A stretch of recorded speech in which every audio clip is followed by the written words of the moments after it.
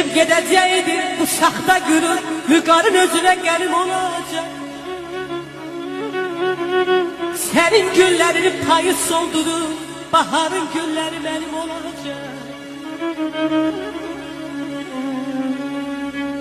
İndi isindiyin quruyacaqdır, bir gün itəcəksən dumanda çəndə. Bulağa üz tutsan quruyacaqdır, bulaqlar axacaq məni görəndə.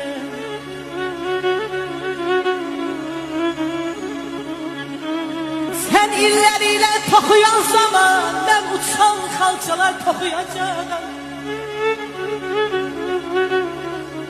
Sən hicran nəğməsi oxuyan zaman, onda mən vüsaldıq oxuyacaqam.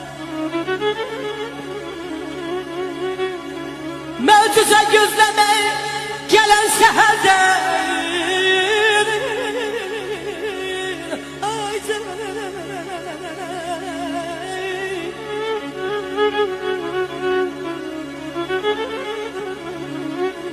möcüzə gözləmək gələn səhərdə, bir səhər kölgəndə dallanacaqdır.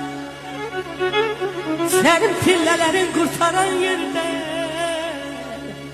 sənin pillələrin qurtaran yerdə, mənim pillələrim başlanacaqdır.